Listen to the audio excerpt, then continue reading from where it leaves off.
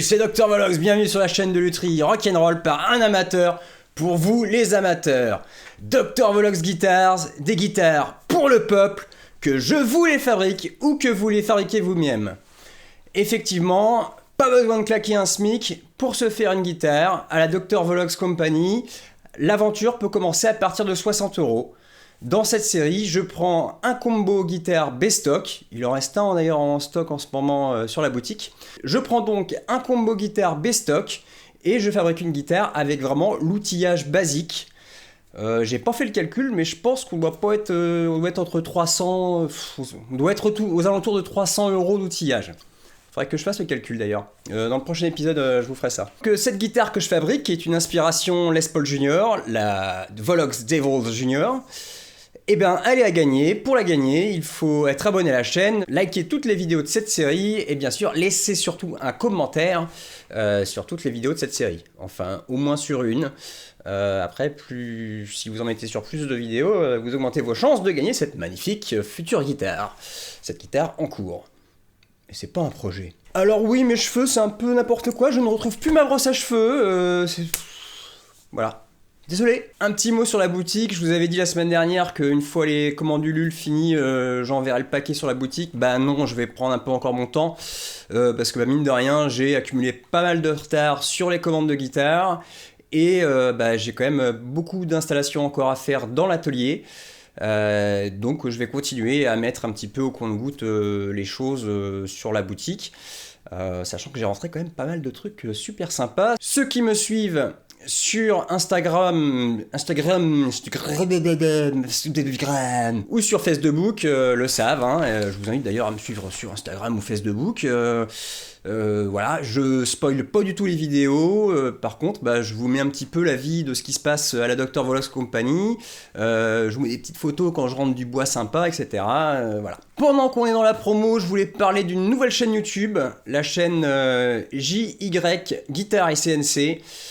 Alors JY Guitare, c'est un copain, il fait des super guitares complètement délirantes, il m'avait en plus offert pas mal de matos, voilà.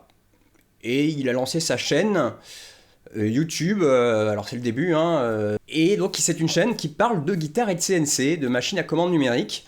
Et vous allez voir en suivant sa chaîne que c'est pas un truc de riche la machine à commande numérique en fait, avec un budget pas si énorme que ça. Commencez par regarder sa première vidéo et vous allez comprendre que voilà. Je vous en dis pas plus. Enfin voilà, il va vous faire comprendre que la machine à commande numérique c'est aussi pour le peuple, n'est-ce pas, hein? Enfin, je voulais faire mes adieux officiels aux membres du groupe luthier, amateur de basse et guitare électrique. En effet, je ne publierai plus sur ce groupe, je me suis carrément retiré de ce groupe. Donc vraiment un grand merci à tous les membres de ce groupe qui m'ont vraiment aidé la chaîne à démarrer. Alors, pour ceux qui sont tristes, qui se disent « Oh il y aura plus le docteur qui mettra des commentaires, qui participera au groupe », sachez que je participe maintenant au groupe guitare et basse, DIY et prototype. Je vous mets le lien dans la description, c'est quand même vraiment bien d'être sur un groupe Facebook. Moi, quand vous me mettez un commentaire, vous me posez une question, je réponds, mais bon, j'ai pas la science infusée, hein. Et c'est vraiment pratique d'être sur un groupe, déjà c'est sympa de pouvoir poster ses fabrications, hein, quand on a fini une guitare, de la mettre en photo et d'avoir tout le monde qui vous mousse « Oh, elle est très jolie !» Ça fait du bien, je suis d'accord, moi aussi j'aime bien faire ça. Et surtout, c'est bien d'avoir différents avis, hein, quand on a un problème, voilà, ce genre de groupe c'est vraiment super pratique. On a une question, on a un problème, on poste une photo, on explique notre problème et les membres du groupe sont là pour vous aider. Moi-même, hein, je participais au groupe luthier amateur, je n'y participe plus, mais je participe maintenant au groupe guitare et basse, DIY et prototype. Le lien est dans la description. Bon, c'est fini pour l'intro, c'est parti mon kiki. Allez, c'est reparti, et comme vous le savez, à la Dr Volox Company, votre sécurité nous importe. Et oui, la lutherie rock'n'roll est un sport extrême. Il convient donc d'être bien protégé. Des fois, les bottes de mexicaine de sécurité ne suffisent plus. Et là, faut mettre le paquet. Qu'est-ce que je voulais vous dire d'autre aussi? Et oui, la lutherie rock'n'roll est un sport extrême, un sport dangereux. Mais rassurez-vous, ce n'est pas un sport pour les riches, c'est un sport pour le peuple. Bon, je vais quand même enlever ça là. Je le remettrai quand je prendrai le tournevis. Et quand même, je voulais vous présenter le superbe établi que m'a fait mon papa. En chêne massif de Normandie. Voilà, c'est pas de la rigolade. Maintenant c'est fini, hein, ça va plus brinque-baller. Hein. Et vraiment pour votre sécurité, le cuir, il n'y a que ça de vrai. Hein, il faut tuer des bêtes, c'est important de tuer des animaux pour votre sécurité. Aujourd'hui, donc, on s'attaque à la finition de cette magnifique guitare. J'avais un petit peu commencé dans l'épisode d'avant, en tournant l'épisode d'avant. J'avais commencé un peu, voilà, ici. Je vous montre ça. On va retourner la guitare. Et on va, là, on a un accès aux aigus qui est un peu raide. On a un angle droit, donc on va casser ça.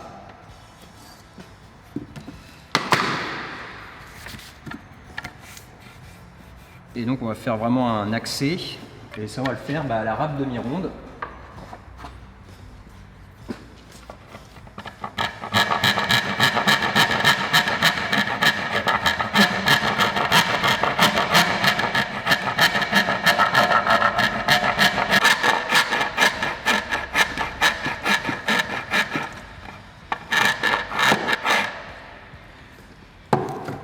Je vais vous faire la comparaison quand même avec la super demi-ronde japonaise Isawaki ou je ne me rappelle plus le nom comment ça s'appelle. Alors là voilà, on a tout de suite, c'est tout de suite lisse et puis on sent que ça attaque mieux, que ça force moins, qu'ils sont forts ces japonais. Hein.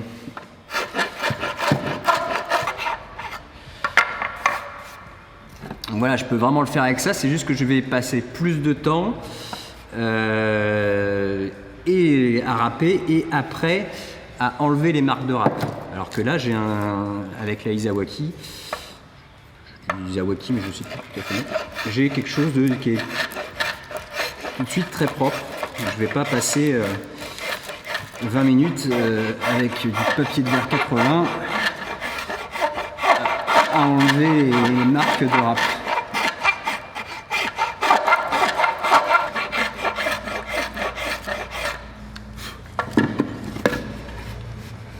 Et voilà, là j'ai quelque chose qui est très agréable. C'est comme ça on se rend compte. On vient poser la main comme si on était en train de shredder comme un gros bâtard. Et voilà. Alors ouais, c'est pas non plus... La corne là est pas très ergonomique en fait, je me rends compte. Bon après, moi je fais pas trop des solos jusque là. Hein. Je sais même pas faire de solo en fait. Hein. Vous avez peut-être déjà remarqué dans les vidéos où j'ai tenté de faire des solos. Voilà. Donc les finitions, ça commence par du ponçage. Bon, je vais quand même finir là par casser cette arête ici. Il y a des endroits où j'avais vraiment speedé. Je vais finir par casser cette arête, donc toujours avec une cale et du papier de 80. Et après, on va vraiment poncer toute la guitare. Là, c'est reparti. Donc là, on repasse aux choses sérieuses. Là, on va poncer. Donc, il faut vraiment être dans les conditions de sécurité optimum. Et on va donc casser cette arête que j'avais déjà commencé à casser. Je vous ai montré plus exprès. Ouh bah putain, on a frôlé l'accident là. Ah oui, alors là, surtout ça. Imaginez, je me prends les pieds là. J'ai pas de jugulaire, le casque qui s'envole, je me fracasse le crâne. Et voilà, c'est l'accident bête. Et si vite arrivé en plus. Ah, ouais. Ah, ça va mieux, je me sens plus en sécurité.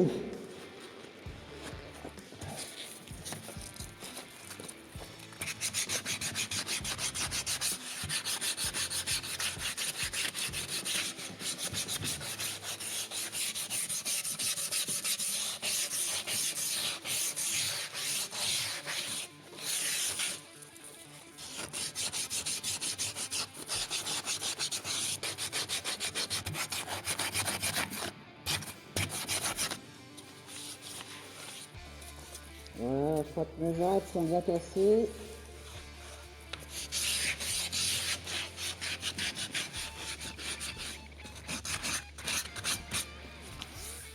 Hop, je vais profiter que ma guitare est retournée pour mettre un coup de... Ah, je suis en train de m'étouffer avec la lumière.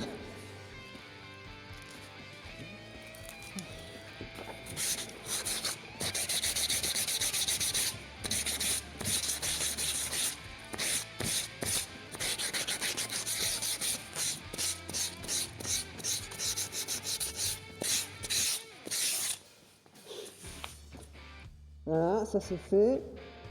Maintenant, on va faire appel à un outil électromécanique. Donc là, attention, hein, en plus, il y a des risques d'électrocution. Donc soyez très très vigilants. Surtout quand vous branchez, quand vous débranchez l'appareil. C'est parti. Promis, j'utilise pas mon excentrique. Je prends cette petite vibrante trouvée dans les poubelles. Et c'est parti, on titille. Alors bien sûr, hein, on n'utilise pas ce genre d'outil pieds nus, les pieds nus dans l'eau. Hein, d'accord, c'est parti.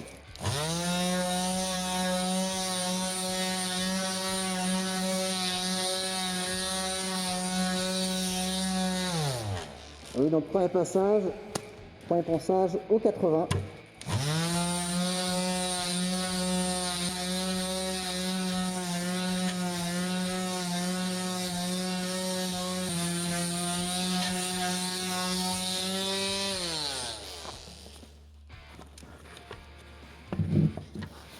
Là, j'en peux plus, c'est trop chaud.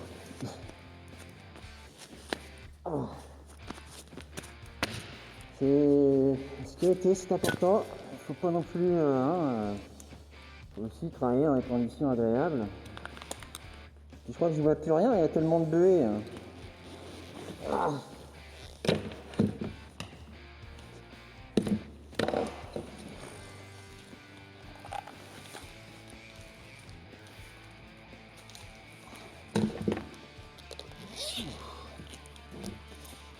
Heureusement, j'ai une paire de bottes de sécurité mexicaine sur moi, ce qui fait que je suis automatiquement protégé par San Bernardo de la Vega, le saint patron de la sécurité mexicaine.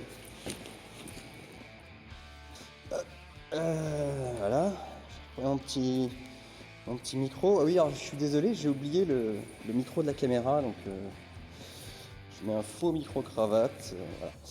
Hop, c'est reparti. Bon, on va arrêter les conneries. Par contre, alors ça c'est un peu overkill, ça c'est carrément un masque à produits chimiques. Mais mettez vraiment un masque à poussière quand vous faites du ponçage. Parce que je le dis toujours, hein, le bois est un produit naturel. Oh, c'est naturel, c'est pas toxique. Si, il y a plein de choses naturelles qui sont toxiques. Hein. L'uranium c'est naturel par exemple. Donc faut arrêter les écolos là, à nous dire ah non, pas d'électricité nucléaire. C'est naturel l'uranium dans la nature. Hein, on arrête là. Donc quand on fait de la poussière, un masque anti-poussière, prenez vraiment un vrai masque anti-poussière, pas juste un masque anti-Covid. Parce qu'il n'y a qu'un masque comme ça qui fait que voilà, qu'il n'y a pas de poussière qui passe quoi.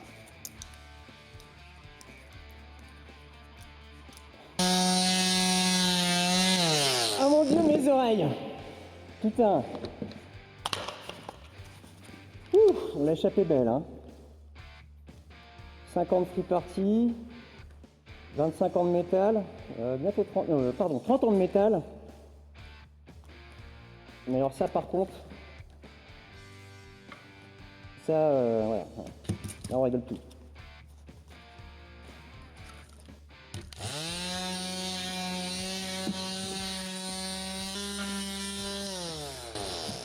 Et alors, là j'insiste bien sur cette petite corne, parce que j'ai remarqué en fait qu'elle n'est pas très ergonomique pour les shredders qui veulent venir tâter de la 24e case.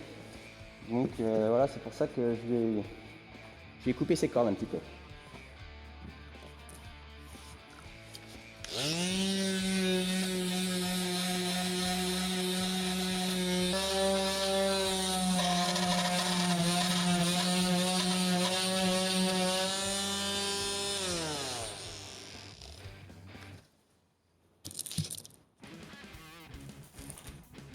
J'ai des petites bavures de colle, c'est vraiment très dur, enfin très chiant à enlever à la ponceuse.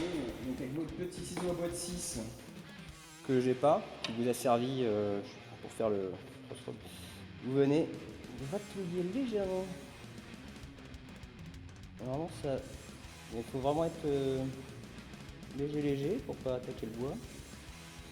Et là je crois que ouais, non, je vais attaquer le bois là. En bas, il va falloir y aller à la ponceuse.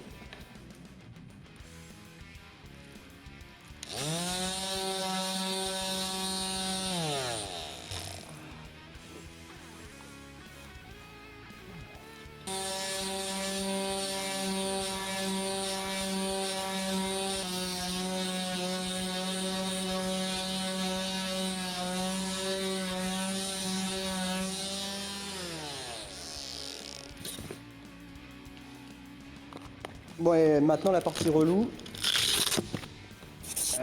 c'est les côtés. Là vous n'avez pas trop le choix, quoique je vais pouvoir. Bon, toute cette partie là je vais arriver à le faire à la machine. Mais dès qu'on va arriver dans les angles, là il faut le faire à la main, avec la clé à la poncer. Et c'est pratique d'avoir une grosse presse comme ça. Donc voilà, je triche, c'est plus vraiment de l'outillage de base, là on est sur de la presse de compète. Hein. Et bon, il n'y a pas besoin, hein. On se met le. C'est juste parce que j'ai envie de faire mes muses avec mon nouvel établi quand même, merde. Hein, c'est vrai quoi. Si j'ai même pas le droit de jouer avec mes joujoux, c'est pas drôle.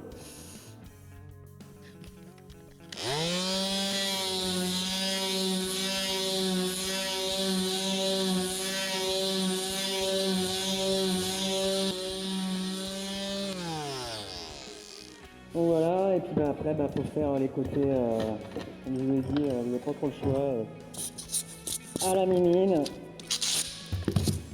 Et c'est pour ça que c'est vraiment important de s'acheter C'est pour ça que c'est vraiment important de s'acheter de l'abrasif de qualité. Parce que ça vous... Alors déjà de l'abrasif de qualité dure beaucoup plus longtemps que de l'abrasif de merde. Coûte pas tellement plus cher. Et vous facilite vraiment la tâche. Vous gagnez du temps et de la sueur aussi, hein, parce que poncer à la main, même à la machine, hein, c'est long, fastidieux et on dépense de l'énergie.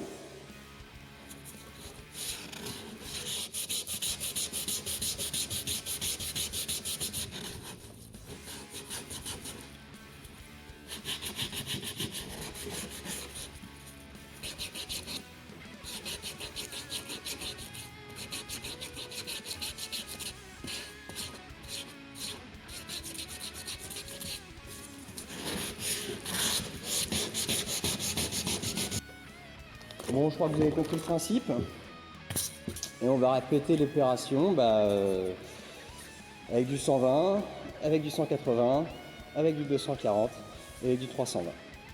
Je ne vais pas tout filmer, ça n'a pas grand intérêt. Hein. Je pense que vous m'avez déjà assez vu poncer. Je vais faire le reste hors caméra, avec ma ponceuse excentrique pour que ça aille plus vite. Hein, et oui, je triche, mais je vous le dis, je suis sympa. Voilà, 80, 120, 180, 240, 380. C'est tout. Bon, le ponçage, c'est long et fastidieux, mais c'est vraiment très très important. C'est les fondations de votre finition. Donc vous pouvez pas y couper, comme je le dis, hein, 80, 120, 180, 240, 320. Voilà, c'est comme ça, et puis il faut vraiment prendre son temps pour bien le faire, parce que si vous allez un peu vite, vous allez oublier des rayures. Bon, je devais faire aussi, enfin j'ai fait la finition, sauf que je me suis lancé dans un truc, j'ai voulu essayer quelque chose, faire ma propre teinture, à base de peinture à l'huile d'artiste, là en petit tube. Je vous mets des images en même temps. Et en la diluant avec du white spirit, sauf que ça n'a pas marché, je suis pas content du résultat.